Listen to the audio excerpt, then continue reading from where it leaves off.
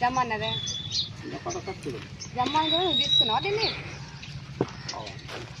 అడిగితే నాకు కొంచెం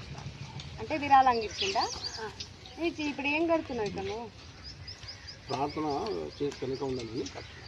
అంటే ఇప్పుడు ఏది రూమా చర్చా ఏంది మీ ప్రార్థనకు సంబంధించింది ప్రార్థన సంబంధించింది పర్మిషన్ ఎవరిని అడిగినావు ఎవరిని అడగాలి మళ్ళీ అడగాలి కదా ఊర్లో ఇప్పుడు ఒక చిన్న ఇల్లు కడుతుందంటేనే